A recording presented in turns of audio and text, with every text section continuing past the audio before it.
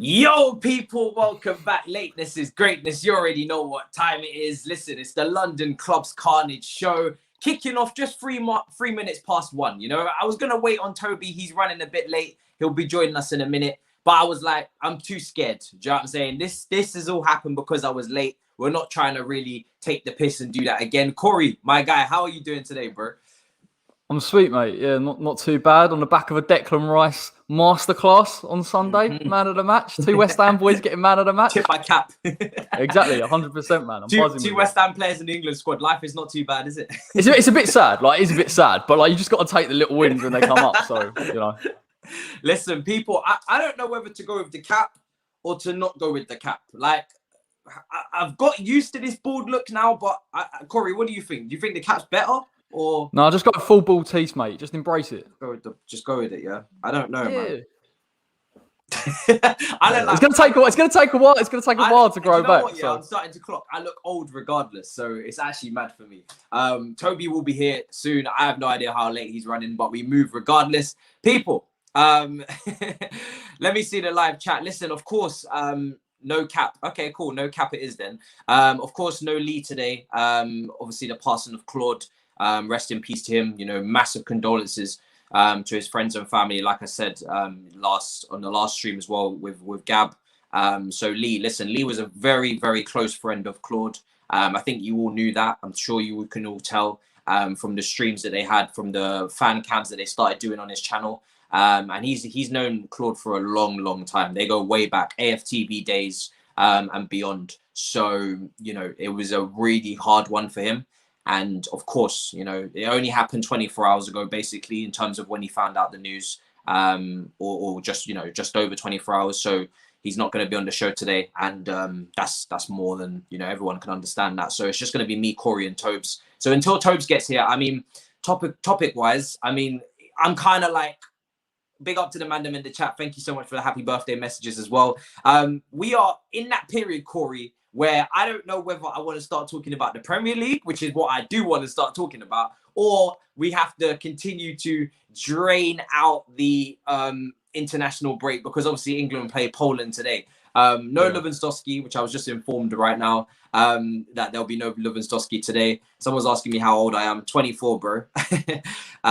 So yeah, it's one of those ones where I'm like, I mean, are you looking forward to today's game? Because I'm going to put this down as England's first competitive match, because I'm not counting San Francisco and Albania, all right? I'm not counting it. So even though your boy Mason Mount had an absolute blinder in the first game.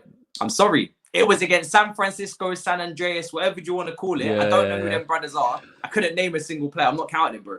Yeah, no, look, it's a test, isn't it? Like, I think that Albania are obviously better than San Marino. We started to see a little bit more. Like, it was, I got to be honest, mate, first 20, 30 minutes, I thought we were really poor. I don't know how you thought about it, but we were playing 2 pivots in there.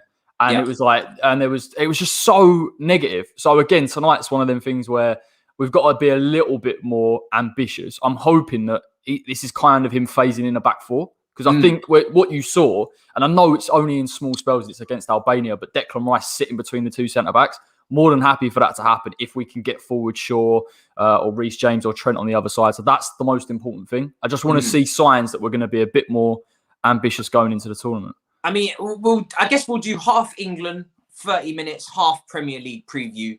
Why do England continue to play a back 3 again and a double pivot of 2 holding midfielders against Albania and, you know, San Francisco or San Andreas or whatever you want to call them, right? Why is this still going on in the England team? I personally don't get it. If you're playing against the bigger oppositions like your Belgiums or your Germanys, I can understand why we're playing a back 3 and a double pivot. But to do it against these smaller teams, it's not registering in my brain. Do you see a reason for it? Do you think England are stronger like this, or how would you see it? Because the problem is, Matisse, like, it's small mercies, isn't it? Like, we've been sitting there crying, please don't play that 3-4-3, and then you get a back 4, and then you've got a double pivot, and it's like, okay, depends how you use it, I guess. But even the players, you see, weren't really sure how they were supposed to play it. Like, Calvin Phillips was sitting deep at times, and he was like, he wanted to get forward, and then when we adapted and we played, it was like a bit of a 4-1-4-1, probably with Mount coming a bit deeper.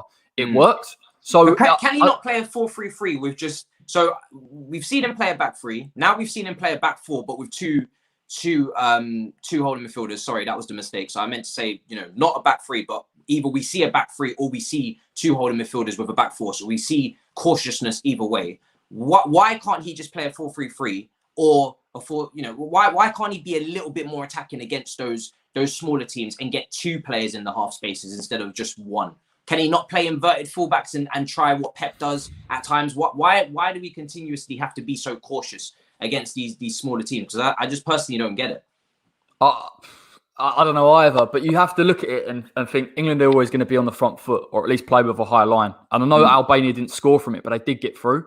And it's that kind of weakness that we clearly have. And I don't think he trusts his centre backs. Do you know what I mean? So I know they had a decent game. Stones has done all right when he's come in, but he's always going to give a bit of protection. But I do agree with you. Like, I think he should have played probably one more attacking player in there with Declan sitting. Would have made sense. So I don't know, man. It's Southgate. Let's be honest. He got relegated with Borough. Like, what do we expect? I mean, the only way this could be worse if you had AD Boothroyd in there, who's literally just bombing with some of the under 21s at the minute. So mad. Happy birthday to AB as well. We're sharing the same birthday. What a blessing. Love that. Tobs, how you doing, bro? Do you know what I'm saying? I know we're both bald, but I got the hat. So I don't know. Like I said, the man them have said no, take it off. It's not. Take it off. You look worse in a hat, bro. Bruh. You look worse. Girlfriend's gonna be pissed when she hears that. How you been, bro? I'm good, man. I'm good. I'm just juggling work and whatnot, man. You know how it goes. I took your advice and went with the oil on top of the head, so it's a little bit more shiny. Do you know what I mean? I'm starting to get used to it. Do you know what I mean? I'm starting to grow into it. I mean, we're doing a half England, half Premier League preview, 30 minutes there, 30 minutes either way. Because I don't know about you. Obviously, Tottenham are not giving you that, that extra boost that you need morally in terms of your morale. But I miss Premier League football, so I'm kind of like in a way of like caught in between two places. I want to talk about the Prem, which is obviously this weekend, but at the same time we start England versus Poland. Yeah. I was just saying to Corey, it's probably going to represent as our most competitive fixture or our only competitive fixture so far in this international break from an England standpoint. Are you looking forward to the game in any way, shape, or form? Or are you just done with this team now? I don't care about England.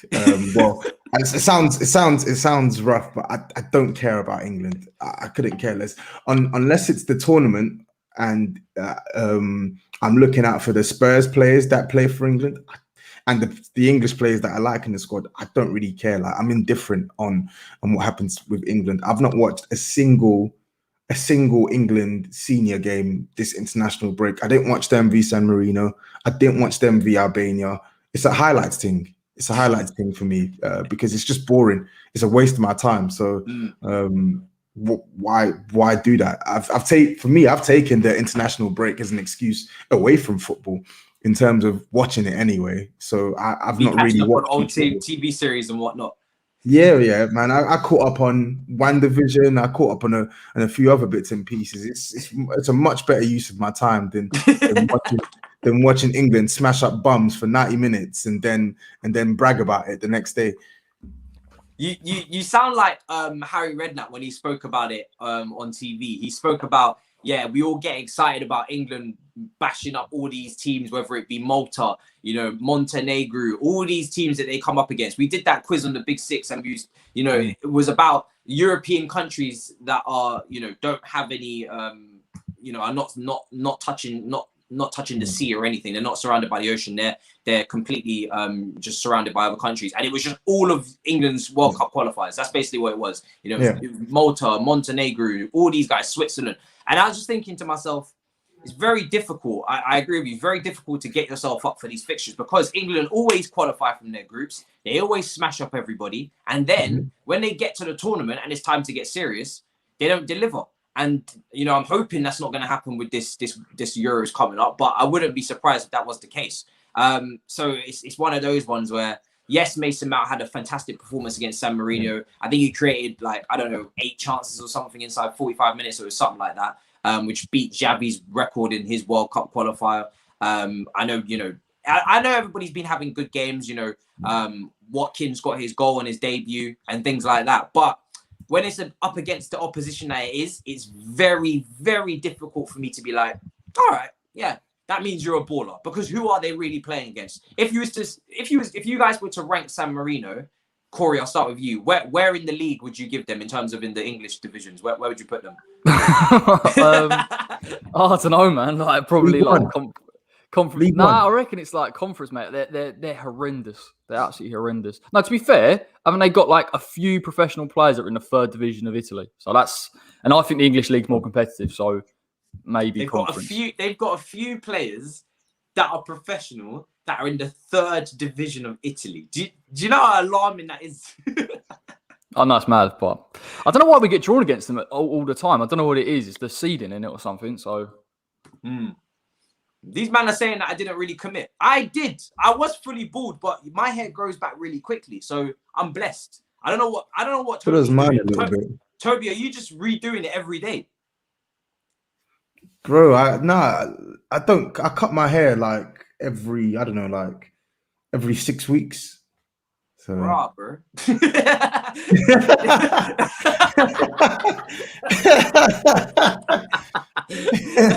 You're moving like Big Steve. He's just not growing up there, bro. What's going on? Yeah. Bro, that's mad. Bro, this is not going to last, people. So you better take your screenshots now and take your memes. Do you know what I mean? Toby, where would you rank San Marino in all this? Bro, League One, League Two. San Marino are dead. They're dead. Didn't they only create like a national team like a couple of years ago or something like that? Like they're not good. They're not a good side. You just hit FIFA, create new team. Bro, are they even on FIFA? Like this is what I mean about, like, for me, England friendlies, it's almost non-event, and like it's so people are getting on my hairline. But, yeah, like people are getting on my hairline. It's fine anyway, but they tell them go check my Instagram 4 or 5 years ago. You see my hairline was strong, man. It's life. But San Marino are not.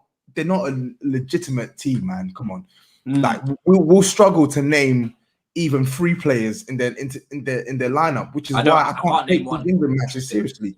Even tonight against Poland, I know it was meant. Even if Lewandowski was playing, I still wouldn't watch it. What's the point? Really? Yeah, I wouldn't watch it. I wouldn't watch it, man. I can't be bothered. It's what is it? Is it a friendly? Is it a friendly? Or is it a qualifier? No, qualifier, isn't it? It's a qualifier, isn't it? Okay. Nah, whatever, man. Yeah, I'm not watching it, man. I got Friendly better things to do. qualifier don't really make no difference. So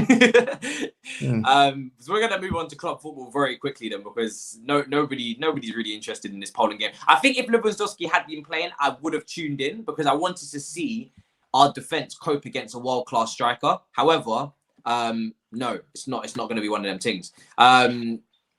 Someone saying here, Matisse, have you heard Chelsea trying to sign Gabriel Marino? Adrian said that. I've seen you put that in a few times. I'm not going to lie. Unless the transfer link is concrete, I don't talk about it on my channel. Or unless it's been going on for quite a few weeks and there's a few people reporting it and there's a few solid sources. Because otherwise, I could just read the BBC gossip column. Do you know what I mean? Be Daily Mail, The Sun, Tottenham are chasing Leo Messi and all this. I'm not one of them guys. Maybe in the summer, you know what I mean? If content gets dry and we have to stat pad, but right now, no. So let me see the super chat here. Big ups to Gareth Bell for saying no to racism with his elbow. Always rated him. I don't know what's that about, Toby. What's that about? Did you see that?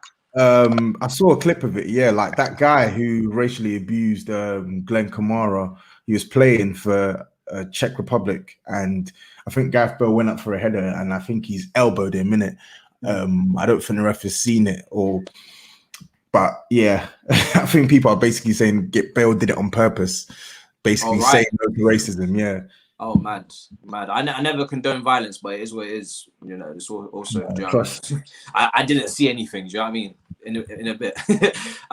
So yeah, thoughts on. Listen, have you guys received any injuries? West Ham, Tottenham, any injuries over the international break? That is the one thing in this international break that pisses me off. I don't know if these international managers don't care about looking after the players, or I've seen.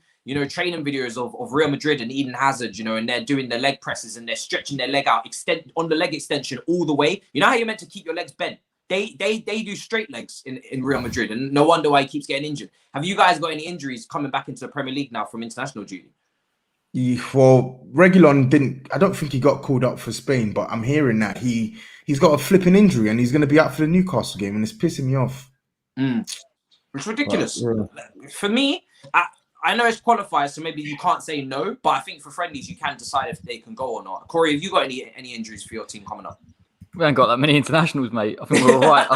other than Jesse and Declan keep them safe. I think that's just the main thing. I think Souček's played probably every game. The geezer can run for a brick wall, so I'm pretty sure he's not injured either. Oh my god, I set you up there. I honestly didn't know how many internationals West Ham had, but obviously Souček and Rice would be your main two. As long as you put them two in bubble wrap, you're all good. So listen, people, I'm not gonna bore you with any more internationals. Listen, it's been a long international break, so much so that I had to create a video where I walk into a lake and come out the other side bald. So that's how bored man have been during this thing. So we're gonna get straight into the Premier League talk. Let me see. Obviously, the fixtures: Chelsea have got West Brom. Tottenham have got Newcastle away, and then West Ham have got Wolves on Monday. So tricky games for everybody. I mean, well, not for Chelsea. Chelsea really should be taking care of West Brom. We'll start with the trickiest fixture, I guess, which is it Wolves West Ham? Is that a tricky fixture for you, Corey? Do you see anything in that? Because Wolves have not really been that good this season. So do you expect to just collect 3 points from that one? Yeah, I mean, we've really got to win it, but it's one of them ones where if we're not scoring enough, and I'll back West Ham to score enough because I'm not sure how we've been able to do it this season with one striker, but we should be getting the job done there. Again, I think there's a lot of pressure going into that because we didn't get that win against Arsenal that we should have done. So we're going to have to win that game because then you've got Leicester in the next game. So Man United and Arsenal, you dropped points, right? Yeah, exactly, mate. So it's a bit frustrating at the minute because the whole vibe we're kind of a little bit off form, or at least where we should be. So I reckon it will still be tough. But we'll see. We should beat Wolves, really, particularly with the way they've been this season. Do you know what it is, yeah? Souček, I might try this for a bit. Souček. Just take it off. Just take it off, please. No, I'm going to run this. I'm going to run this for a bit. Just take it off, man. Do you know Fresh Prince of Bel-Air? That's what I'm going for now. Yeah, I'm going to run this for a bit. Souček got a hat-trick over international break. Where is this brother coming with the goals now? Like, is he not meant to? I know he's a box-to-box midfielder and Declan Rice is more of the sitter, but we spoke about it previously on the last week's stream that Declan Rice can actually kind of move through the gears and move up the pitch at times as well. What is it with Souček and getting goals now? Is this something that you are hoping will translate even more in the West Ham team? Could you move him further up the pitch, or is this something that you just see him just continue to do while he's in this position? He's done this. He's done this since he joined us. I don't know what it like. It's not even a tactic. Like I know West Ham get bodies forward at times, but the position. If you watch the goals he got for the Czech Republic on the highlights, he's always in front of the striker. He's always looking for the knockdown. So he just anticipates stuff so well. And obviously the fact he's ridiculous in the air, he'll just throw himself at everything. It's weird to think we were supposed to have bought a bit of a defensive midfielder, and actually he's better going forward than probably Declan Rice in terms of goals. He hasn't actually scored, I don't think, in the Premier League for a while. He's unreal. It's just his positioning, and he just commits and he takes gambles and he's got decent finishing. He's a better finisher than he gets credit for, I think. Yeah, it's funny as well because to speak about the partner, someone just put up here. Declan Rice implying he wants to play double pivot with Mason Mount. I don't know if that's with England or that's with club level as well. Listen, I'm not trying to stir up, Corey. I'm not trying to stir up shit, but I'm just saying. No, we'll take Mason. He can fit in our midfield. God, the cheek of Corey to even say we'll take Mason. He can fit in our midfield. These West Ham fans, you give him an inch and they take him. Him out. We'll take Mason, Souček, Mason, and Declan Rice at West Ham. Yeah, we'll take. Apparently, we're going for Aaron Ramsey, which that'd be an interesting one if we could get him from the UK. Right. What is it with West Ham and chasing Arsenal's former injury-prone players? You did Wilshere, now Ramsey. That's the thing. I got really conned with the Wilshere thing. No, it'd be all right. Look, he had a couple of games for Bournemouth. We'll get him back to form, and he just completely flopped. But listen, mate, we could get Ramsey. That'd be all right. Yeah, the hat ain't coming off. Bun you. The hat's staying on. Just because I know it makes you guys a little bit like, yo, do we take him seriously? Do we listen to what he's saying? What's going on? It's the same with the Gab Marcotti interview. I was bored the whole time. These brothers didn't know whether it was a serious interview or not. Let me see. I mean, yeah, big up Lee, man. Like I said, we keep sending out the prayers for them and all the friends and family, like I said, Lee included. So I hope he's doing well. And yeah, man, just show Lee love a lot of love on the socials, man. It's been a tough few days. And yeah, I mean, listen, when it comes to Declan Rice, he does not make it quiet. He makes it very well known that him and Mason Mount, he'd love to play with him one day. So I don't know what that means. Like I said, I'm not going to stir the pot. We'll see what happens this summer. But he has been really, really good for you this season. And so has Souček as well. So, you know, I guess that Wolves game, I would expect you guys to win. I keep saying every week that if you don't win, then your top 4 hopes are over. And then you don't win. So it is starting to become a thing now where you have to win this game if you're serious about, you know, trying to make the top 4. On to Toby and Newcastle. I mean, it's a dodgy ground when there's fans in the stadium. Now there's not. You surely will just be expecting to go there and clap them, surely. I don't think it's a dodgy ground for us anymore, to be honest. We've won. I think we've won like ever since that embarrassing 5-1 defeat on the season they got relegated. We've won pretty much every game we've played there. Like we beat them in 17-18. We beat them in 18-19. We beat them last season as well, and we really should be beating them this season. Like I think Callum Wilson's meant to be back for that game. St. Maximan. Potentially back for that game, but even with those 2 players, we should be beating this Newcastle team. I'm sorry, like they're dead. They're dead. And I think again, I'm gonna say this for the millionth time, but if we don't beat that Newcastle team, it's a sackable offense. It's a sackable offense because we need 3 points. Let's be real. Like top 4 is the only thing we have to play for now, so you have to give it a go. And of the fixtures that we have coming up, this is the game where we absolutely can't afford to leave without 3 points because we've got Man United at home the week after that, and then Everton away. And you expect that we'll drop points in one or both of those games. So really and truly, this Newcastle one is a must-win for us. Mm. Do you care how you win the games now? Because I know style has been a big problem for you under Jose Mourinho, and it would be for me if I was watching some of the shit you've had to watch. But is it now just a results that I'm looking for? It's both.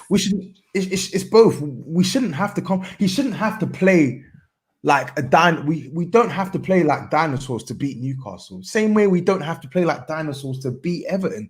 Man United may be different. Listen, there's more than one way to win a football match. There's multiple ways to skin a cat. Yeah, there's multiple ways to win a football game. I like that saying.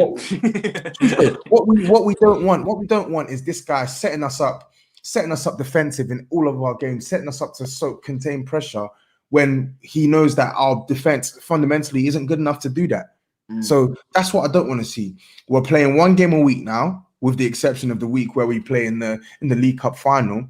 We have pretty much a fully fit team now, with the exception of maybe Reguilon, Ben Davies, and potentially Son. I see no excuse as to why he sets up defensive or doesn't let go of the handbrake a little bit and play our better players. Like there's no excuse for it. Do you know what it is with the thing is, yeah, I don't think there's much hope when it comes to the rest of the season in terms of you getting the football that you desire. I don't know why he has that, because we spoke about it so often about Jose Mourinho coming up against your Fulhams and your smaller teams low down in the league and still having the handbrake on. I don't think he's going to change that. From my experience with Jose, when it starts to get to the results time, he tends to stifle his team even more to get those results. So, for instance, when Chelsea were going towards the title under him, we played beautiful football in the first half of the season, and then the second half of the season, the goals kind of dried up from Costa, and then he basically Hazard and Insula and everybody else. We're just going to sit back, put 9 men behind the ball, and that's it. And that's basically what we did. You know, at home to Man United, we beat them 1-0. We had like probably 1 shot and it was a goal. And the rest of the game, we just defended like crazy. 1-0 at home at Stamford Bridge. Chelsea's game, we got West Brom. I fully expect us to win that game. It's weird because the international break has kind of like halted us in terms of our momentum. We've been playing well, winning big games, and then now the international breaks come. And I said it came at the right time. But it's kind of weird now. It feels like we're not on form anymore because it feels like you're just starting again now that you're coming from 2 weeks off. But really, if I'm being honest, my headspace is definitely on Champions League football. And you know, someone just said here, Liverpool's going to miss both legs against PSG, just for everyone's info in terms of the injury that he picked up there. So again, international football killing my brothers once again. The biggest fixture, because Chelsea West Brom will do a proper preview later on in the week. The biggest fixture is Arsenal versus Liverpool. You know, that is the big fixture, and obviously we haven't got Lee here, but we can still discuss it. What is everybody? I mean, what do you predict to happen in that game? Who do you guys see as favourites? Because Liverpool are kind of in turmoil, and Arsenal are very inconsistent where they can pick up a win against anyone, but at the same time they're 10th for a reason. So how do you see that game going, Corey? I've got no idea, mate. They're both struggling, aren't they? I like at the start of the season, it would have been quite a straightforward one to try and predict. But yeah, Arsenal, a weird one, mate. Like I think that they're just so inconsistent. Like even against us, I know they come back into it, but then 20, 30 minutes if they slip against Liverpool, I don't know. I actually probably might go for Arsenal to get something out of that game because I think it probably suits them just to be a bit tighter defensively and just sit back and Liverpool struggle to break them down. I'm not even sure Liverpool are gonna. There's going to be an upward curve. Like I really just can't see it this season. Like maybe in the Champions League, but Premier League, I don't know. I'm not too sure. Man took the bait. Imagine. You know the ones we have to correct me, but you're ninth. All right, sorry, my bad. This is where we've come to with Arsenal. It's actually so peak. Toby, I mean, what do you make of this fixture? For me, I'd have to make Liverpool. I don't know if I can make them favourites because someone just said pointed out very well. They've got Madrid next week. So are they going to potentially prioritise the Madrid game, which they probably should, and just kind of maybe, I don't know, not have so much focus on the Arsenal game? How do you see that going? I think it's going to be a closer game than a lot of people expect. I think Arsenal. It depends. I'm trying to remember who. I think Odegaard potentially might be injured. I'm not sure what the news is there, but I feel like this game has draw written all over it. I don't think Arsenal are just going to approach this game and just lay back. I think they're going to take the game to Liverpool to a certain extent, and I can see both teams cancelling each other out. I think it's going to end a draw. I really do. I think 1-1 or 2-2. I can see this. I don't think Arsenal will win, but I think because of how poor Liverpool have been in parts this season, they could get a result. You never know. But I'm going for a draw. It's a strange one because, I mean, both teams have got issues defensively. Yeah. It's crazy to think. It's crazy to think that Liverpool are coming to 9th place Arsenal and was saying that they're not going to win. But you just have to be realistic and look at what we've seen from Liverpool this season. Like, and I'm pretty sure, didn't they lose? I swear they lost to Arsenal there last year. And then the year before that, I think they drew 1-1. And then I think the year before that, they drew 3-3. I don't think Liverpool have a good record in recent years against Arsenal at the Emirates. So, I think it's going to end a draw. I mean, the Arsenal fans will definitely know of that record very well. I mean, the thing is with Liverpool is that they always have that threat up front with that front three. Like it can never be discounted or disregarded as a front three that can't do damage, no matter where the form lies. But that defense is just leaking. It's just dead and shot at. It's bad. Yeah, it's terrible. It really is. And I fear for them against Real Madrid. Not that I care, but I'm good. You know, it's just going to be interesting to see how they handle a Benzema or someone like that. So, you know, is Jota back now? He's probably back now, isn't he? Yeah, played for Portugal, didn't he? He scored twice as well. Yeah, he's on fire for Portugal. So that would be a big boost for Liverpool. And just in general, I think players like Jota, someone just said Kai Havertz had a decent international break, you know, for Germany. So certain players needed an international break, and certain players really didn't. The guys that have been consistent at our clubs, I would have preferred they stay home, to be honest. And certain men that needed form, I'm all right for them to go. For the second half of the show, because really international break, we kind of just skirt past that. Toby's like, nah, England are washed. I do want to pay homage to a certain striker who's going to be leaving at the end of the season, which is Aguero. I'm sure he's tormented our clubs at different times. Torment. I do remember a certain game at White Hart Lane where he did a madness. Toby, just refresh my memory, please. Fam. Was it 5-1 to Man City? 5-1, yeah. I remember that game vividly as well. He destroyed him and Dzeko ran riot. absolutely ran right. And then I was there at the Etihad 3-4 years later when he scored 4 goals. I remember it. Soldado missed every single chance under the sun, and I couldn't believe it as well. Soldado even missed a penalty as well, and Aguero just dispatched us. I think he scored more goals against us than any other Premier League side. Like he is. That's true, isn't it? Yeah, no, Newcastle, isn't it?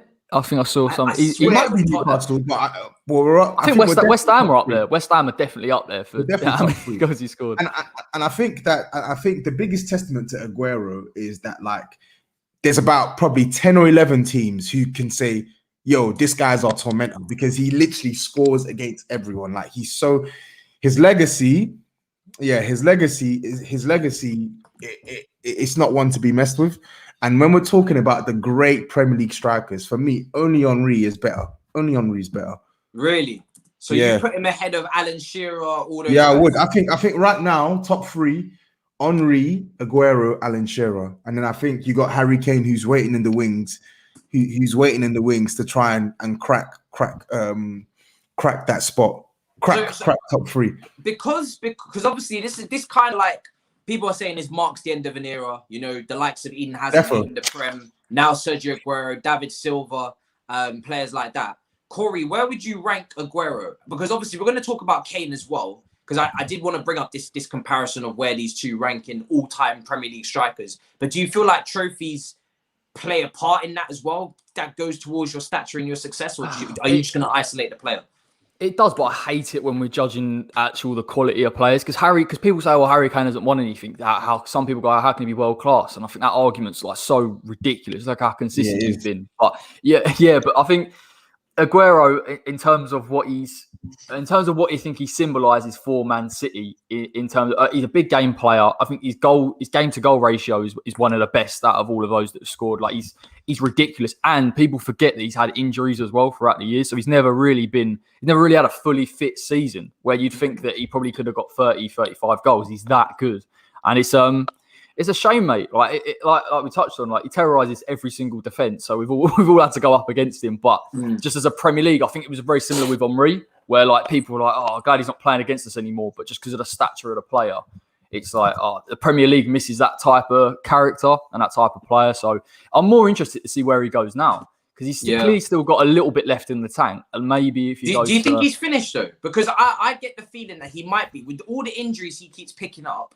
And it's continuous as well. That's the thing. That's what's been really sad to see for me towards the end of his Man City career, is that the injuries are just, like, he hasn't even really been involved this season whatsoever. Like, he may pick up a title, but he didn't have that end at Man City that I was hoping he would have. Do you know what I mean?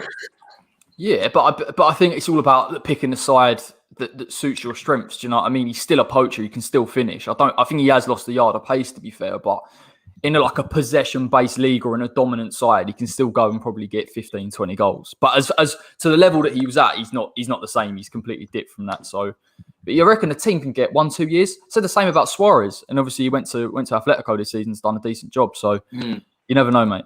Yeah, true. He's been linked with all sorts of clubs. Chelsea, which I don't think is credible or realistic at all. Where would you see him going, Corey? If you used to pick his perfect destination, where would you send him for the rest of his career? Because people have been saying Premier League, but I personally think going back to La Liga is probably the best move for him, like Suarez did now at Atletico and doing your thing there. Yeah, it's a tough one, isn't it? Because I think there was the same argument with David Silva when he's good, but he kind of needs to. Well, actually, David Silva's a different player, but he went to Sociedad, and maybe that's the lateral movement for him. I would have said like a Juve. I know they've still got Ronaldo there, but I would have thought that might have suited him a bit.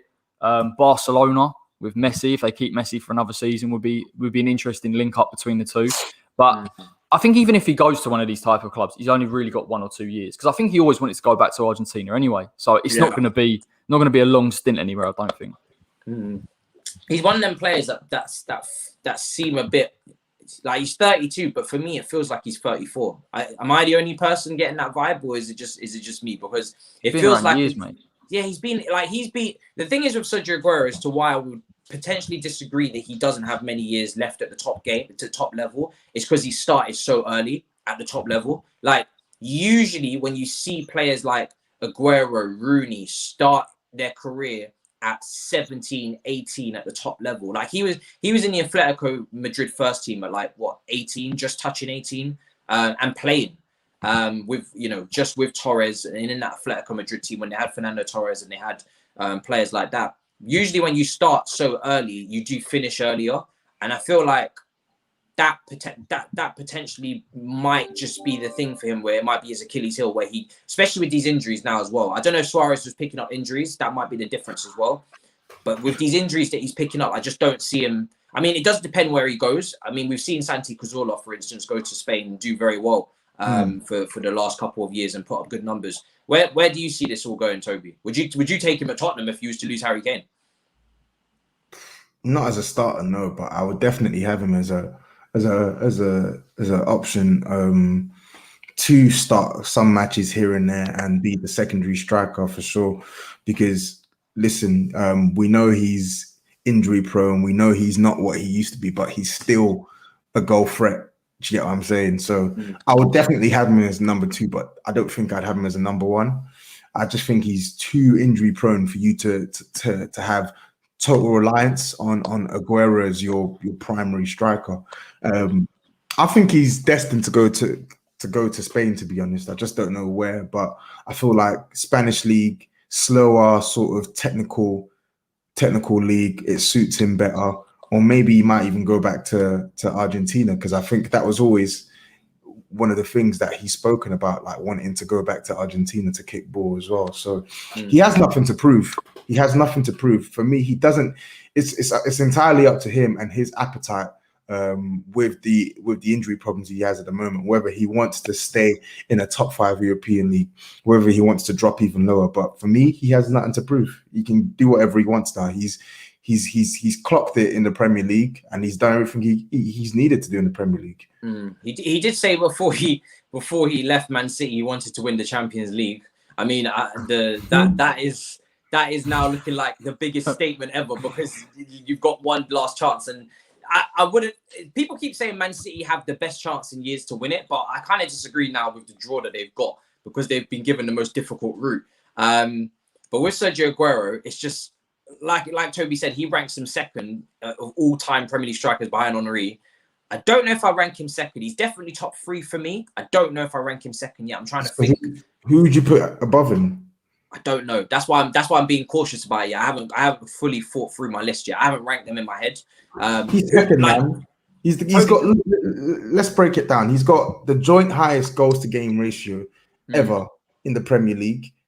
He's won 4 Premier League titles with Man City, and he's Man City's Premier League all-time score of like 180 or 81 goals. He's Man City's all-time goal scorer with like 200 and something goals. He scored the clutch goal that won them their first Premier League title and was their top 3 best players in that season. Every single season they've won the league, he's been their top goal scorer. Like, I'm not really sure why. I think Alan Shearer always gets into it because he wasn't in as the side that he was playing in wasn't stacked with that amount of quality that Aguero has been stacked with throughout his whole Man City career. Yeah, 100, and that's why I put Shearer number 3. But the reason why I say Aguero is better than Shearer is because I think Aguero is a better player than Shearer. Like Aguero was an incredible goal scorer, but I think while Shearer was an amazing goal scorer and just an amazing footballer, I think Aguero was better. Like Shearer can't beat players and score goals like Aguero could, and same way Aguero couldn't play 42 games in a campaign and score 35 goals like Shearer. I get that, but I just feel like technically, Aguero was the better player for me. So yeah, interesting. I mean, Corey, where would you rank him if you was to put him in an all-time leading Premier League list?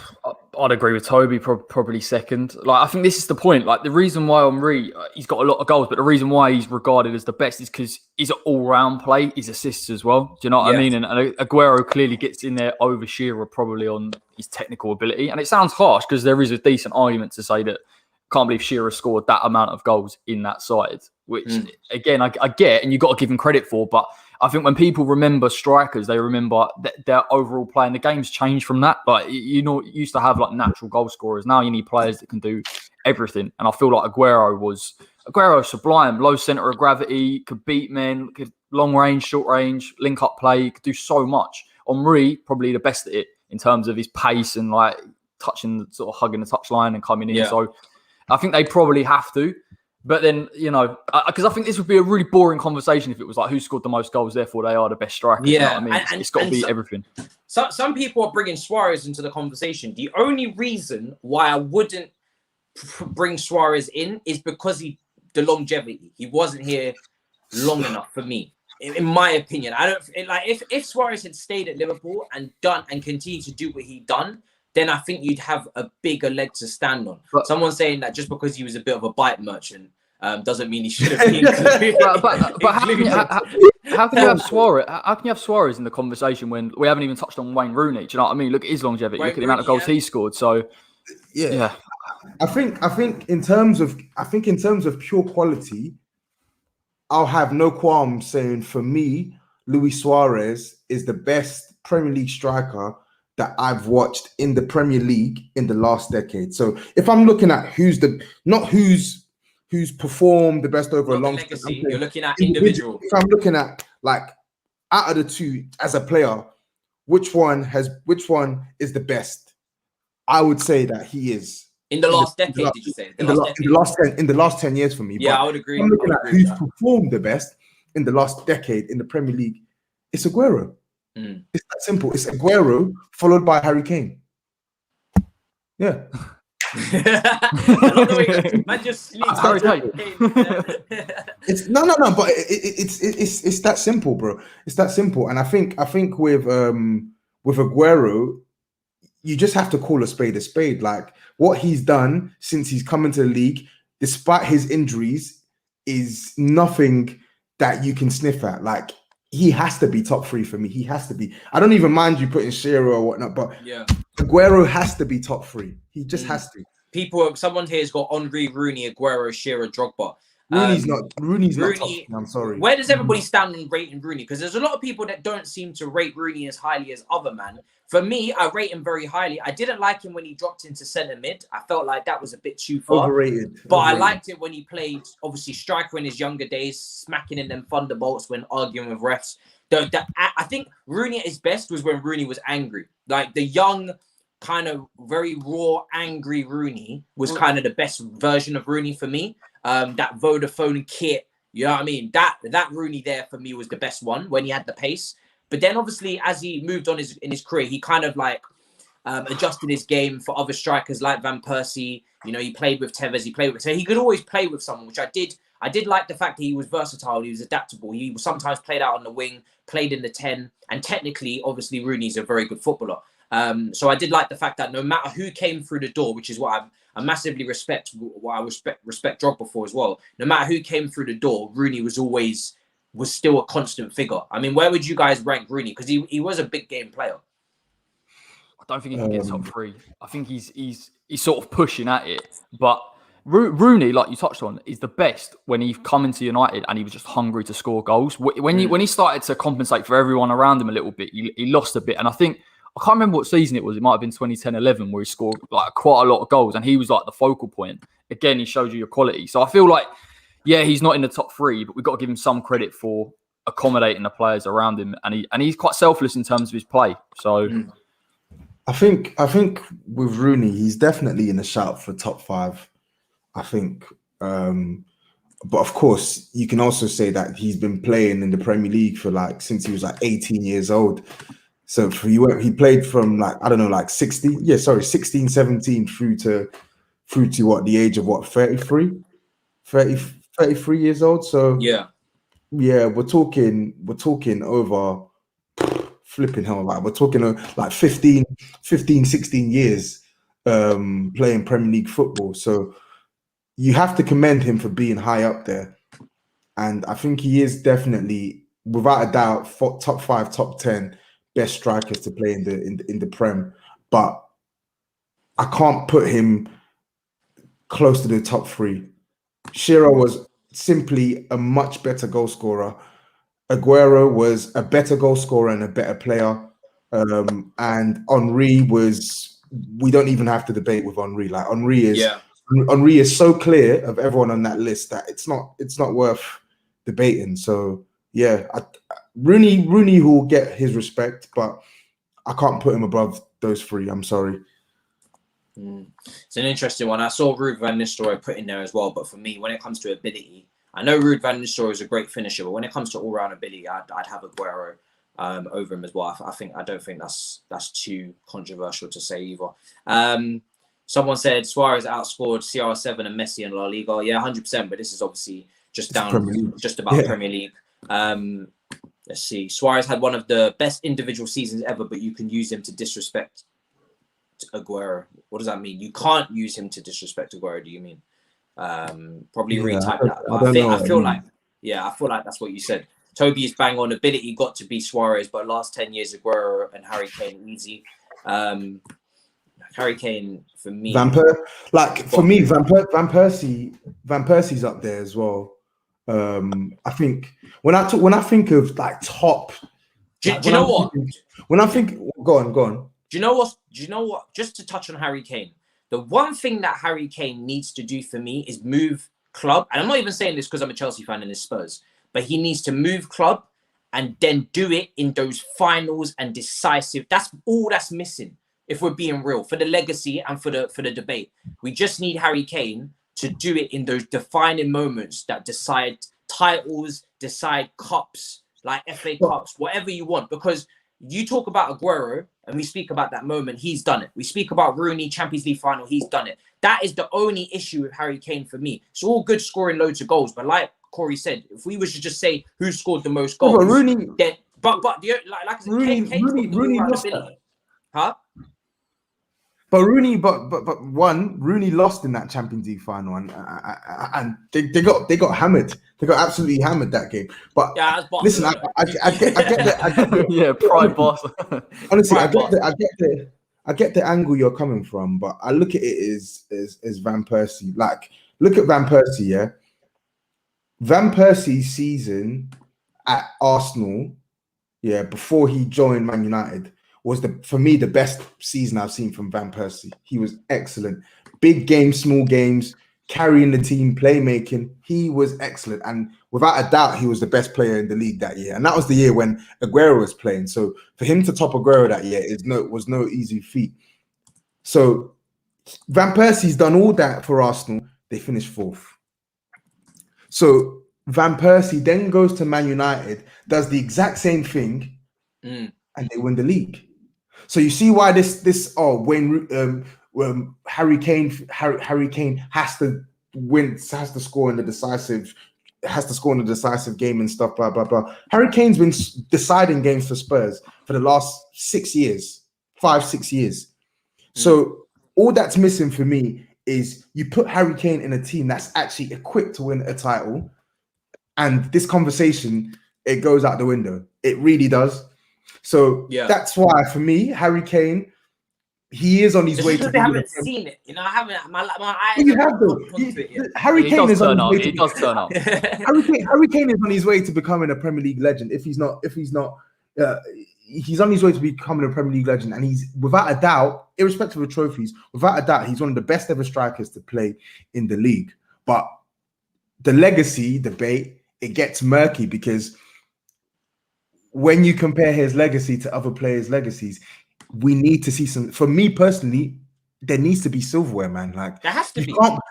You can't be this good. You can't be this good and go through your life without winning a trophy. Like he needs honors because players of his ilk in recent years have had the honors, and I feel like he needs to have the honors.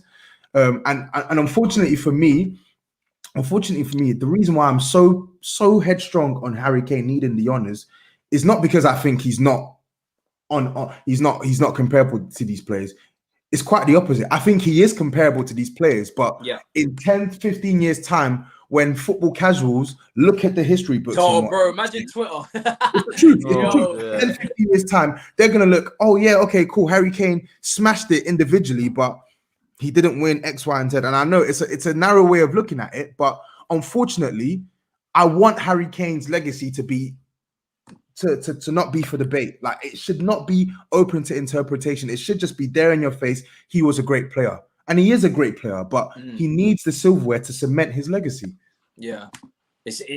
Someone said here, just sorry, let me make sure I do not miss this super chat, my bro. Where's there to say? Says Rooney 27 goals in 32 games. Is that 11, 12 seasons, second behind Van Persie? Yeah. Everybody obviously, gives Van Persie his plaudits there in terms of that season, but Rooney had a strong season there when they won the title. The thing is, like I said, I do agree with you. And I think that the honours and the trophies to give your goals some weight, because you can score goals at any level, right? And obviously the Premier League. And the thing is with Kane is the reason why I won't take that nonsense in 10 years' time on football Twitter is because he has the all-round game. Like, if we talk about Harry Kane now, he's become a playmaker. He's become someone that can, create chances, sets up Son time and time again in behind. So that's why I won't take that nonsense. However, like you said, he does need the trophies to back it up. It's for the casuals, bro. The real ones like us. The real ones will know. The real ones will know. So, like, when we debate, we'll know that Kane's a player. But for the casuals or for the new generation of fans that are coming in, I want them to be able to look at this guy's career and know, and not only know, but feel what I feel with this guy. Like, he's an unbelievable player, and he doesn't have the silverware that befits his status in world football, and it pisses me off. It absolutely pisses me off. Yeah. Someone said, Andre has said Chelsea ladies off to the Champions League semi-finals. Man, light work. Do you know what I mean? Success everywhere. That's what we like to see.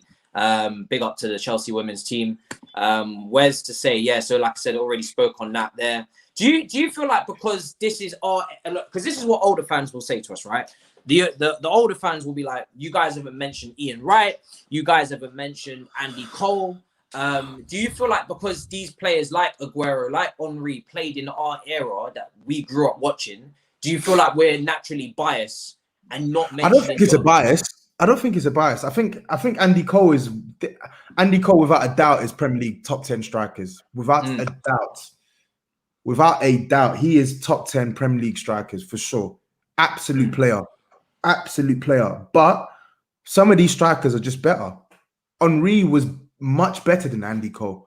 Aguero is better than Andy Cole. Do you get what I'm saying? They're better. Yeah. Alan Shearer was better than Andy Cole. So I don't think it's a bias thing. Wayne Rooney, better than Andy Cole again. So like Andy Cole is he's a Premier League god. He is. He was an absolute player, technically and efficiency. He was good, but like, we can't just come here and lie, innit? Like, we're not going to come here and put man above players that he's genuinely not better than. Drogba's getting obviously put in this discussion quite a lot. Where would you? Because I don't want to come with my Chelsea bias in it, so I'm gonna say nothing. Toby's already shaking his head. Nah, he's right. He is right. He's not top 5. No, I'm not saying Drogba is not top 5. Impossible. Drogba is definitely not the best. So we're not having that discussion. But a lot of people have got Drogba in the top 5. So before I give my take, I mean, where would you guys put Drogba? I'll start with you, Corey, before Toby absolutely dismantles the chat. I don't know. Like, I really rate Drogba. Like, when it was Drogba, when he was on it, he was unplayable. So I'm not going to dig him out and say he weren't a top class striker. But I don't think he's top 5. I think you could probably substitute Suarez in there.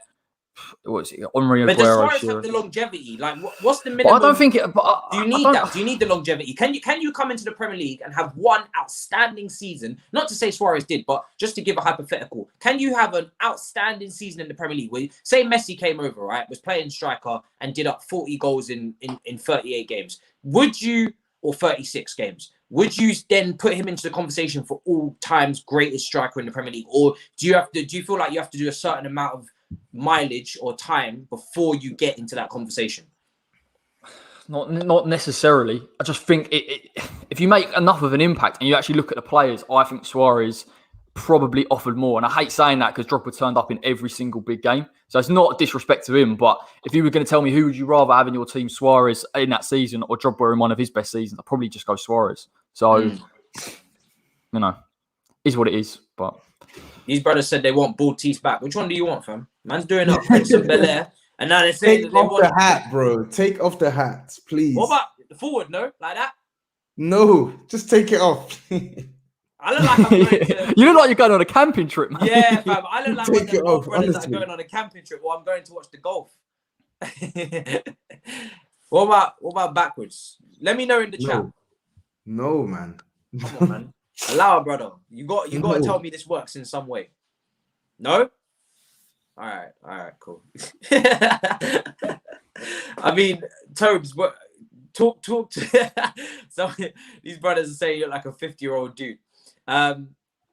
Where would you rank Drogba? I'm definitely having him in top 10. Where I'm ranking him, I don't know yet. The reason why I don't want to put him top 5 is because I feel like if you go through all of the strikers, there was more potent ones. And I know he brings more. I've been singing the praises of how Drogba brings more than just goals. But there's other strikers that bring more than just goals that were also more clinical and scored more goals than Drogba scored in the Premier League. I think Drogba, as a big game player, I don't think I've seen many better, if any. I'm not going to lie to you. I don't think I've actually seen a better striker that's in terms of big games than Drogba. I think Drogba's probably the best big game striker I've ever seen. Unless you guys have got other names. Maybe I'm just being way too quick and biased with that. But I would say big game striker for the big games against the top 6, the big finals, the big moments against the best defenses, the best defenders. That's where Drogba for me would be pushing himself up in the conversation. But in terms of just goals on a consistent basis throughout his whole Premier League career, he had a couple golden boots, I think, and some standout big seasons, maybe 3 or 4. But then he had some low seasons as well. 2 seasons. Two, yeah. So yeah. Look at it. Toby was very quick to correct that. He's not. No. But I'm not. The thing is, you think I'm going to shit on Didier Drogba. I'm not trying to shit on Didier Drogba. All right, go on. Listen, Talk your talk. I think with Drogba, you just have to be fair. Again, you have to be fair. Like, we know when Drogba was at his best, he was unplayable. And I'll go out on a limb and say the very best version of Didier Drogba can go toe-to-toe with any striker in the Premier League, with the exception of Thierry Henry. So if I'm taking an individual, Drogba at his best, at his very maximum, I'm putting him head to head with any striker. As I said, any striker I've seen in the league, apart from Henry, because he was that unplayable. But the thing that let Drogba down was his consistency. He had like two campaigns where he only scored over 20 goals, 20 Premier League goals as well. He had these injury problems as well. He had seasons where he'd score like 8 goals, 9 goals, 12 goals. Like, I felt like for a player of his quality, he didn't score enough. But I feel like with him, he was a much more complete player than a lot of people give him credit for. He could score. I remember his evolution as a player was so good to see. Like his link up play with people, whether it was Anelka, Good Johnson, even Kesman. Yeah, this is another guy that can link up. Solomon Kalou. Yeah, that's what I'm saying. Solomon Kalou, Lampard. Like, his link up play was very good. His ability to strike the ball with both feet was very good. His shooting from outside the box was very good. A man started taking and scoring free kicks out of nowhere. And his ability to put people in, like assists, etc. Like, he was a more complete striker than a lot of people give him credit for. Yeah. But I just don't think he had that potent goal scoring consistency in the league that you need to be in that sort of top 5 conversation. Yeah. And I'm looking back at it now. If I had to list like top 10 strikers, he'd be lower down on that list. I'm not even sure if he might make top 10. I'm looking at Ruud van Nistelrooy. I know he only played like 100 top 10 certain games, but for me, Van Nistelrooy is there in top 10. Jamie Vardy is in the top 10. Harry Kane is in the top 10. Andy Cole in the top 10. And then you got the other 3 that I mentioned already. Shearer. I'm definitely finding a way to stick him in top 10. I'm just giving mine. Yeah. So listen, I've only named around like seven strikers. So there's probably space for 3 more. Do you get what I'm saying? Yeah, So I take your point as well. I think when we talk about Drogba, I think when we speak about his legacy, it's not even really like, yes, he won Premier League titles and he had great seasons in the Prem, but I don't look at his legacy as really Prem focused. I look at it as Champions League and FA Cup and League Cup focused. Do you know what I mean? Didier Drogba is the best. Didier Drogba is the best big game player that I've seen in the last like 10, 15 years, in my opinion. When you look at the number of finals he scored in, it's crazy. His record speaks for itself. Outside of the aliens, he's the best. Outside of the aliens, he's the best big game player that I've seen in the last like 15 to 20 years for sure. Yeah. But I feel like people use the big game prowess to overlook what you need to be considered like a goal scoring legend on a season by season basis. It's a 38 game season, and if you're scoring 10, 12, 13 goals, you can't claim to be a top striker and have those numbers. Do you get what I'm saying? Yeah. So and the reason why I won't have Vardy ahead of him is because I think the fact that I'm not one of them guys to say that defenses are worse, but they are. I'm not even saying Vardy ahead of him, but I'm saying Vardy's in the top 10. Because the defenders that Drogba was coming up against were better than the defenders that Vardy's coming up against. It's just facts for me. Like, if we look at when we were watching that original top four before Man City and Tottenham got involved, them defenses, you're coming up against Rio Ferdinand's, Vidic's, Gary, Neville's. You're coming up against proper, for me, better defenses. And I think the standard of defending, or the amount of world-class defenders in the Premier League has definitely come down in the Premier League since them days. You know what? Maybe I'm looking at the comments now, and people are putting in some names that I've forgotten. So maybe Vardy is not top 10, but top 15, I'd give him there. You got to give Vardy credit. You do have to give Vardy credit. He's come up from the Championship. He's been in a Leicester side, and his goal ratio is ridiculous over those past couple of seasons. For him to even get in the conversation, given where he was at. He is literally just a finisher. Yeah. It's a fair point. Yeah, he's not got strings. He's not got strings to his bow like Didier Drogba. You know what? Drogba is a better player, but I'm just saying that, like, I don't think his credentials for top 10 is totally solidified. I don't. I think you can put him in the top 10, but I think if we were to list out all the top Premier League strikers that have played in this league, it might get a bit long for Drogba. It just might. I think honours have to come into it. When someone says Fernando Torres, he didn't win shit in the end. I don't know. No, I wouldn't put Torres there, but Torres was amazing. I listen. Torres was one of my favorite strikers at Liverpool. He was one of my favorite strikers at Liverpool. But to put Fernando Torres top 10 strikers of all time in the Premier League, it don't feel right to me. Don't feel right. Pete Torres was disgusting. People forget about Pete Torres though because of what happened after, but he was just ridiculous. Used to tear us apart. But there has to be trophies there. There has to be. And I don't know how many years he done it for as well. I'm trying to think.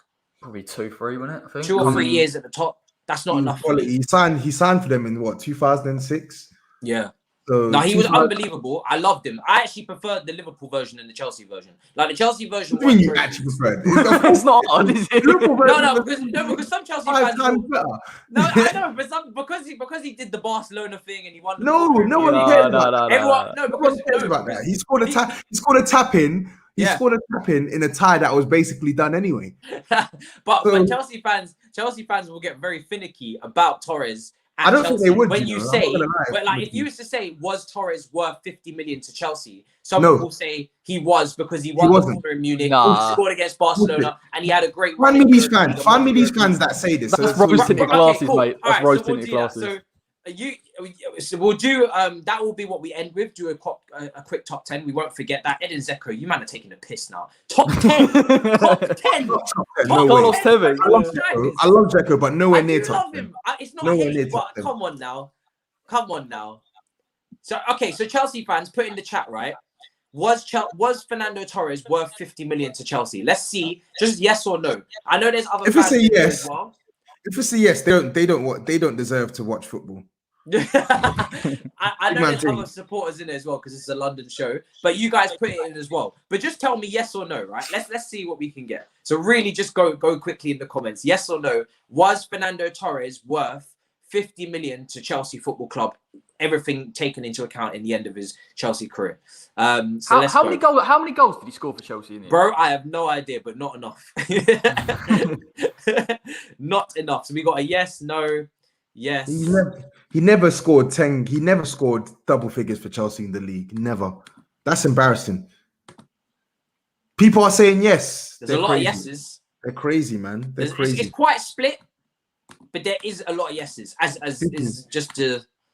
These must be hella kids, because there's no way on earth. No, it's not. It's not even about age. There's some grown ass men as well that will say this. How can he be worth 50 million? How can he be worth 50 million? This is it here. This is the point that people will say.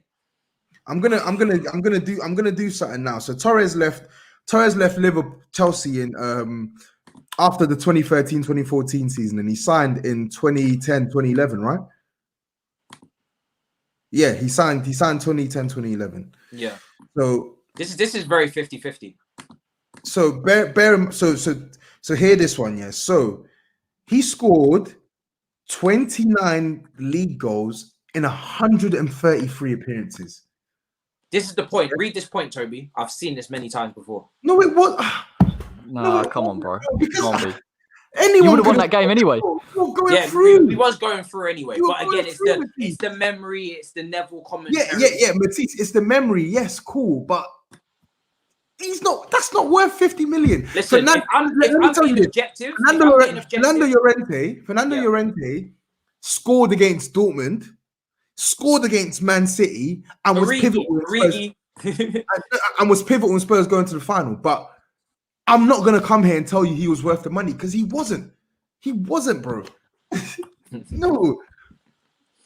Listen, I've said this on football Twitter before, and I've said it before, and I've got absolutely killed for it. And people don't understand when I tell them that Fernando Torres is one of my favorite Premier League strikers, but that was the Liverpool version. When he was at Liverpool, he was unbelievable. Steven Gerrard playing in the number 10, Mascherano and Xabi Alonso just behind, Dirk Kuyt on the right, I don't know on the left, Ryan Babel or whoever wanted to go on the left. These lot in the comments, they're idiots as well. They're saying, "But did you win it though?" Fernando Torres didn't even play in the final. This is my thing. So if I'm what are they talking about? If I'm to take Fernando Torres' biggest moments, I'm taking the Barcelona goal. I'm taking the corner that he won against Munich for the goal, and I'm taking the Europa League run where he won the Europa League under Rafa Benitez. I think it was. Yeah, right? I think didn't he score like the semis or something? Yeah, he scored in the final. I think he scored in the final. I think. So how he's got a legacy is unreal. Is that Fair worth play 50 to him. million? Objectively, no. And I've said this before, and Chelsea fans have absolutely killed me for it. And they think that I don't like Torres. I love Torres. But when he came to the club for 50 million, I expected more output from him in the Premier League, and we didn't get that. We always say the Premier League is your bread and butter. Yeah, look, someone's laughing. The Premier League is your bread and butter. That is where the season defines you. 38 games. That is where you see just how good your team is, how good your players are. Then the knockout competitions, of course, they're fantastic. That's great. I think Torres has got some sort of. I don't even know if I'm even going to call it a legacy. I think that's too much, way too much. When you've got Drogba, and you've got Terry, and you've got Lampard, and you've got all these other guys, Petr there needs to be some respect. Fernando Torres' only legacy is at Liverpool. We don't reckon. No real fan recognizes that Chelsea Fernando Torres, because that was a shell of the striker that we knew and loved. Even for Spain, he was fantastic. Bro, that's what I'm saying. El Nino died the day he went to Chelsea. He died. He legitimately died, because you cannot tell me that the guy that you saw at Chelsea was worth 50 million just for that Champions League goal. Impossible. Absolutely impossible. Rubbish. Total rubbish. Yeah. I'll happily fight whoever in the comments on that. It's total rubbish. Would you fight on this comment here? Torres has a bigger legacy than Harry Kane. I don't even know what that means, but yeah, I think Fernando Torres, Atletico Madrid captain at 19 years old, World Cup winner, Euro winner. Of course, he has a bigger legacy than Harry Kane. It's a stupid comment. These men just want to take shots at you because you're. Yeah. What a silly comment to make. That's preposterous. What? It's so stupid. This guy literally he scored in the Euro 2008 final and has won a World Cup. Yeah, I don't understand it. And this is the thing: when you achieve those heights, the Chelsea version is very disappointing. If you're being real, like to not deliver in the Premier League, to not win a Premier League title, which again is your bread and butter. Yes, the Champions League, but the Champions League was not about Fernando Torres. The Champions League was about John Terry, getting sent off against Barcelona and Drogba scoring that header and Juan Mata and players like Basingwa and Mikel having unbelievable individual performances. Exactly. It was just a collective group of leaders leading themselves to a Champions League title that really, on the balance of the way that we played, we actually deserved to win the previous ones more. Let me tell you this. So I'm not even a Chelsea fan, but I remember that game. I'm not looking at that game and thinking, oh my God, the Torres goal was magical. I'm looking at that game thinking that Lampard pass to Ramirez was superb. That Ramirez finish was superb. David Luiz and Gary Cahill defending for their lives was superb. Rear guard action at the Nou Camp against a barrage. Peter Cech saving Messi's and these penalty. are the things that get underspoken about because of one little. That's what I'm saying. This is what I'm looking at. This is what I'm looking at over Fernando Torres scoring a goal where he had acres of space, him and the goalkeeper. The game is virtually done. He could have run it in the corner and it would have been the same. It would be the same outcome. Still would have won it. Again, it's the moment, absolutely ridiculous, and the commentary and the like. I'm not gonna lie, it was unbelievable. It was an unbelievable goal. Like in terms of the moment and the celebrations afterwards, and Gary Neville. It was like in terms of like something to look back on the nostalgia. You're always gonna remember that goal. It's going down in Chelsea history. But not to forget, like you said, Ramirez scored an unbelievable goal in that game. Lampard's no-look pass was unbelievable. Petr I'm pretty sure Petr Cech saved the penalty. Did he not that game? He did. Yeah. Peter Cech was your best player in that tournament. Yeah, Petr Cech was the best player in that tournament. I would agree. Saved penalties in the final. Saved Robben's penalty as well. If there's one person that needs to be spoken about more in Chelsea's Champions League run, because I see obviously, 100%. Drogba obviously getting that goal in Munich, getting the winning penalty, fantastic. I think he also gave away a penalty in the final actually as well, where Robben then took it. If there's one player that does not get spoken about enough, it is Petr Cech. Petr Cech was unbelievable that Champions League run, and he doesn't get spoken about enough at all. He really doesn't. He doesn't. But yeah, I agree with you, man. That night was more than just Torres rounding the goalkeeper. It was a lot more than that. And you know, my last point on this, I was low key nervous that he was gonna miss, because that was like Liverpool Fernando Torres. If he's clean through and goal, there's no doubt whatsoever. You have no doubt. Chelsea Torres, I genuinely thought there's a possibility he could miss this. Because do you remember this? You remember? I remember the Man United game, yeah. The Man United game. Scored same season when you lost 3-1. He scored a goal that game. Everyone forgets. He scored a great goal that game, but it's the miss that everybody remembers. And this is what I mean in the comments as well. Someone says, Toby's so salty. What do I have to be salty about? Fernando Torres is one of my favorite ever Premier League strikers. But I purposely block out the Chelsea side because I don't want to remember Torres for his Chelsea stint. I want to remember him for his Liverpool stint, because the Chelsea's Torres I saw, they're two different players, literally. Yeah. Someone said here Messi hit the bar. Yeah, but check Juju, fam. Check Juju. I don't think Messi ever scored a goal against Petr Cech. It wasn't luck, bro. He didn't hit the post by luck. Just that check Juju, bro. I'm telling you. They should have battered you, man. Barcelona should have battered you. It's only when Thibaut Courtois stepped into that goal, then suddenly Messi started pamming in goals against us. Is it a coincidence? I think not. Do you know what I'm saying? They should have hammered you, man. I couldn't believe how many chances Barcelona missed at Stamford Bridge. I can't believe that game ended 1-0. I couldn't believe it. But Drogba clutch again. I swear he was the one that scored. Malouda assist, right? In the first leg. Yeah. No, it was Ramirez assist, I think. Ramirez assist, yeah. Unbelievable, yeah. We're going to wrap up the show soon. I'm just going to go with this final comment. A striker that is very underrated is Jermaine Defoe, but I wouldn't say he was better than Torres. No, he isn't. In his prime. Someone said prime Defoe. I think Defoe was just... people like Defoe and Robbie Keane and, and Peter Crouch, I just think they were just really good Premier League strikers. And I think Defoe and Robbie Keane are Premier League legends, in my opinion. I think they are. You think so? You give them the legend status? I would give them the legend status. Yeah, I think they're Defoe was legendary. cold. Yeah. I think they're legendary Premier League strikers, but they're not better than the creme de la creme. Do you get what I'm saying? Yeah, They're not. This question: do you think Prime Defoe was better than Torres? Impossible. No chance. Yeah, it's not possible. And the people who are laughing about Robbie Keane, LOL, they don't know these are the people. They don't know history or heritage. For you to laugh at Robbie Keane, it tells me that Robbie Keane was. Listen, it tells me you don't really know ball. If you're doing an LOL at Robbie Keane, it tells me you don't know ball. That's what I have to say on that one. I swear Robbie Keane played for Inter. This is what I'm talking about. When we talk football heritage, we're talking about Hasselbank, Robbie Keane, Jermaine Defoe, Andy Cole. These type of strikers, bro.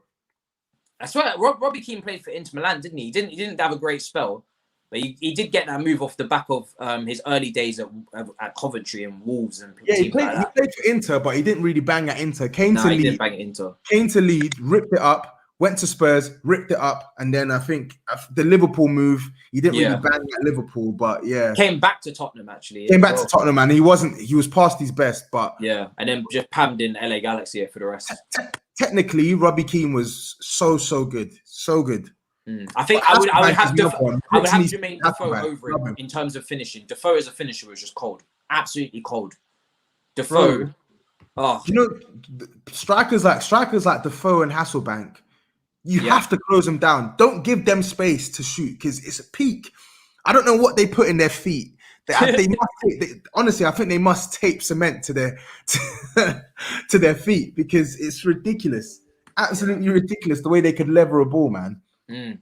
These man, but bro, that's check for Arsenal. We don't recognize that. Same as the way Toby doesn't want to recognize Torres at Chelsea. I don't recognize Petr Cech at Arsenal. That's none of my business. Cech at Arsenal was pants. That's none of my business. That's Arsenal. That's just Arsenal's defense. Do you know what I mean? If that's just Arsenal being Arsenal. That's got absolutely nothing to do with me or Petr Cech. Berbatov was a baller as well. We're going through a lot of Tottenham strikers right now. Is that a coincidence? He was, I don't put him in. I don't put Berbatov in that top bracket status. No way. He's not Premier League. West Ham strikers that get into this conversation? No, because I know our top goal scorer is like Mark Noble, isn't it? So this is what I'm talking about. Jason, hit the comment from Jason Jordan. This is what I'm talking about. Robbie Fowler, Teddy Sheringham. This is what I'm saying about. You can have a lot of like legendary Premier League strikers, but are they going to make top 10? I don't think so. There's a lot of top strikers. Is there no West Ham contender? Really? Baller, mate. He was a player. He was a serious. He was a player, but come on. No, I know what you mean. Who did you just say? Who did you just say? What, Di Canio? Oh, Di Canio. Oh, we're not doing that. No, but Carlos Tevez played for us for a little bit, didn't he? You know what? If that is your one guy, that would be your guy, isn't it? Tevez, mate. Was just Tevez. How long was Tevez? Do you know what? Tevez was quality, man. Tevez was quality. I have to do this. How did you, man, even secure Tevez and Mascherano in the first place? We got done, mate. We got done. Yeah.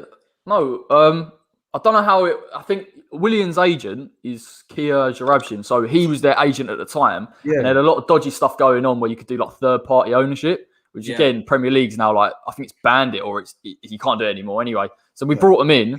Mascherano couldn't get in the team over Hayden Mullins, which I'll never know to this day. And ask a load of West Ham players. You see him on the interview say Mascherano, best player in training. Couldn't speak English, but the best player. Tevez, I think he only come in because we had someone injured.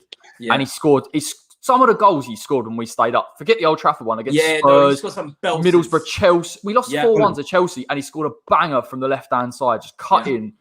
Honestly, do you remember the what game was it? The 4-3 Mark Noble when he scored Mark Noble's first ever goal for Spurs. Tevez scored a free kick that game as well. I think Tevez was superb. As well, yeah.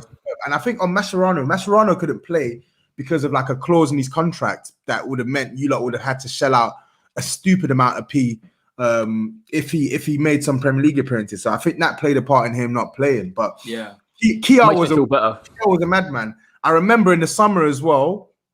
I remember the same summer, obviously, Man United got him on loan as well. But I think Kia actually he had a big stake in the player ownership. So I think there was all this talk in the time and I think it was after 2 seasons Tevez had at United, where he was also class again. And the fee was around 20 million. You had to pay 20 million, and a lot of it was going to go to Kia to secure Tevez' services. And for some reason, Man United didn't pay it. Like, I didn't understand it. It didn't make any sense to me. At the time, yeah, go on. No, I was saying at the time because it was on Sky Sports because we knew he was going to go because it was like there's no way he's staying at West Ham next season. and then they just said like on loan to Man United because of that weird party. But we got done anyway. We had to give Sheffield United like 25 mil, and they got like serious money over like the next 2-3 years for it. So we was lucky we didn't get deducted points, mate. Otherwise, we would have been down in that Championship. I just remember loading up Football Manager and seeing Tevez and Mascherano at West Ham and thinking, fuck, these guys are ballers. Like, do you know what I loved about Tevez? Never celebrated against us. He didn't celebrate. I remember I was there. The first game he come back with United and he was doing the crossed irons outside the ground and inside. I was like, mate, honestly. The same can't be said for when he joined Man City. I'm pretty sure he did have a celebration for Man United when he was at Man City. But Tevez was an OG. He I don't know how serious he was. He did a bit of, was it golfing that he did as well? Kind of like a. Do you remember when he went off to Argentina because he had a fallout and he come back. He was massively overweight and he come back against Norwich and he scored. And I was like, mate, he's a player. Like he's a serious player. He's just a baller. Yeah. Oh, and then we have a few other shouts before we wrap up. Anelka, big journeyman. But Anelka was quality, but I wouldn't call him a Premier League legend. No, you wouldn't call him a Premier League legend, but you'd give Robbie Keane and Defoe. Yeah, definitely. I would if you're going to give Robbie Keane, I don't know if I'm giving Premier League legend to him. I don't know. You're only saying this because he played for Chelsea and he won a title there. I'm not. You are. I'm not. That has a percentage as to why, yes, but that's not the whole reason. No, that's why. It's literally why, bro. But Anelka banged goals everywhere. He even banged goals at Bolton. You got to give him. He was at Arsenal, at Liverpool. Yeah, and that's what I'm saying. He's quality, but I don't consider him a Premier League legend though. Because he wasn't here. He wasn't here for the entirety of his career. He was at Arsenal.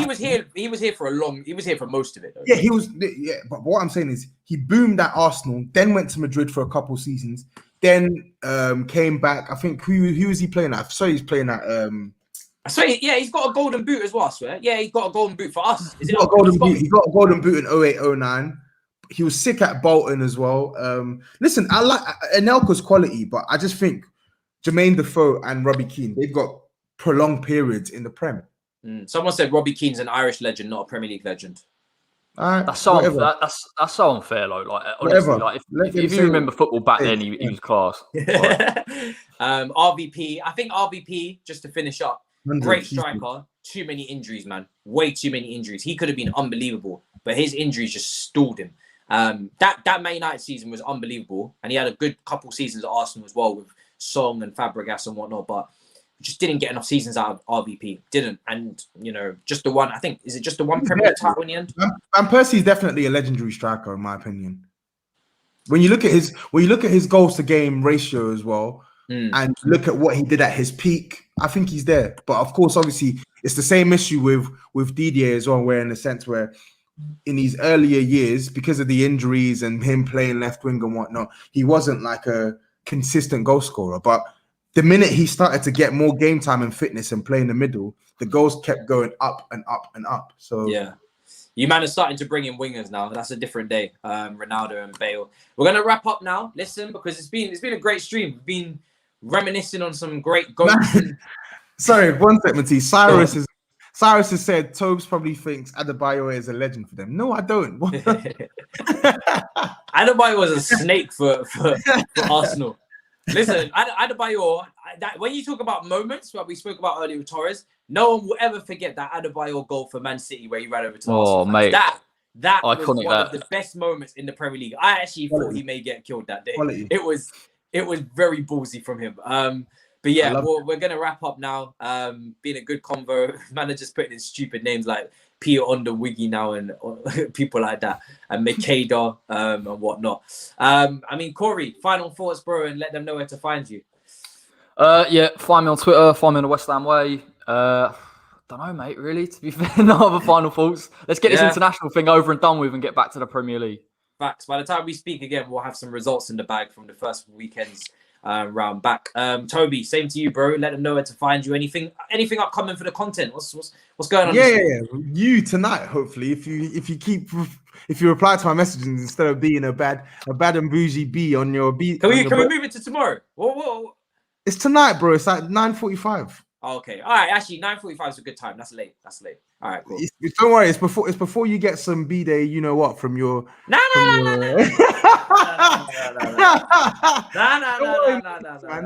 Don't worry. It's before we can see Matisse after dark. Don't worry. So yeah. Come join my stream later tonight at 9:45. Hopefully, we're gonna have Matisse on. I'm gonna have Big Steve on, and we're gonna talk about Aguero. Initially, talk about Aguero's legacy in the Premier League. Where does it stack up to the rest? Similar to the discussion we had today, and we're gonna talk about Yaya Toure and where his legacy stacks up to the rest, and why he doesn't get the respect he deserves. Because he doesn't have his birthday cake. That's why he didn't get his birthday cake, and that's why he hasn't got a statue. Yeah. So listen, man, them tune in for that later on. Links are in the description for everybody, as per usual. Bald teeth doing up. You know what I'm saying? We ride out. The hair's growing back quick, so you remember enjoy it while it lasts, because the hair's coming back. Man's about to go and order the beard growth thing as well. So hopefully, in a couple months, man's just gonna be having the full beard, the full hair, and Toby's not gonna be able to mock me no more. That's really the plan. Oh no, I have multiple ways of mocking you, bro. So yeah. So listen.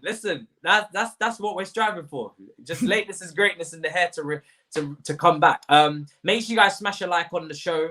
Lee will hopefully be back next week. Send him lots of love as well on the socials as well. Big up to him. Big up to the boys for joining me today on this show. I know the international break is getting a bit long for everyone, but it's the last of it now. Now we're getting into the thick and fast of the season. So we're looking forward to that. So smash a like. Make sure you guys subscribe if you're new. And if you want more content, go and check out the interview I did with Gab Marcotti yesterday. Really good interview, really fun, great guy. He went on a little rant as well for you Chelsea fans as well, which was really fun to see him all energized. So yeah, check that out. And I'll chat to you, man, tomorrow. All you can eat Chelsea 11 a.m. And that's really all I got to say. Bald Tease out.